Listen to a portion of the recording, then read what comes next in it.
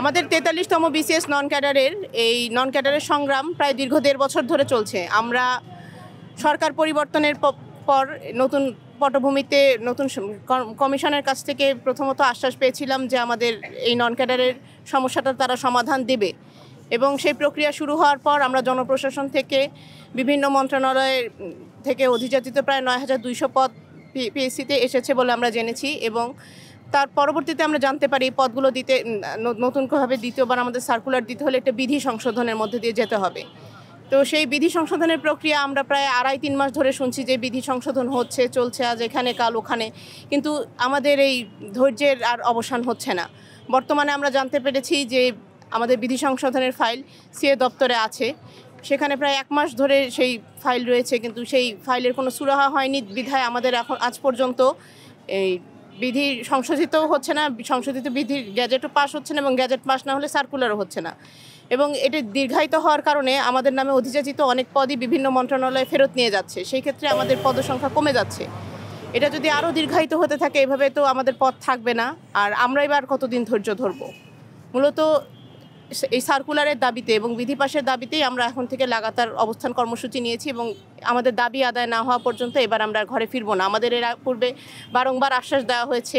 আমরা শেষবার যখন এখানে সমবেত হয়েছিলাম প্রায় ১ মাস আগে, তখন আমাদেরকে 10 কার্য দিবসের একটা সময় বেঁধে দেওয়া হয়েছিল যে এর মধ্যে আমরা এর একটা সুরাহা পাবো, কিন্তু আমরা দেখতে পাচ্ছি যে কোনো কার্যক্রমই এ পর্যন্ত অগ্রগতি আমরা দেখতে পাচ্ছি না, শুধু আশ্বাসের উপরেই চলছে। আমরা এর দ্রুত সমাধান চাই। আমরা এভাবে রাজপথে দিনের পর দিন কষ্ট করে যেতে চাই না। ধন্যবাদ।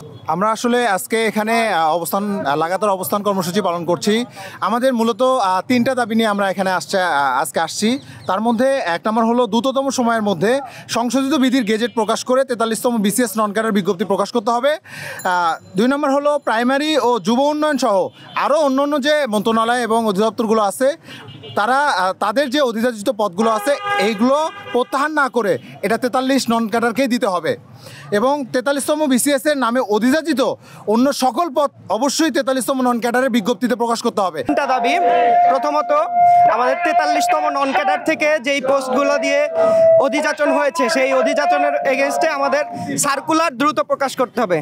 দ্বিতীয়ত, সেটা হচ্ছে 23 সালের নন ক্যাডার বিধি বাতিল, এবং সেই নন ক্যাডার বিধি বাতিলের জন্য আমাদের যে অধিযাচিত পদগুলো এসেছিল সেই পদগুলো অন্যভাবে সার্কুলার দেওয়া যাবে না।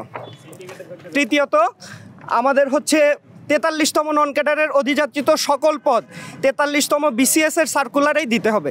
এই 3টি দাবিতে আজকে আমরা অবস্থান কর্মসূচি অংশগ্রহণ করেছি, এবং এটি লাগাতার চলতেই থাকবে।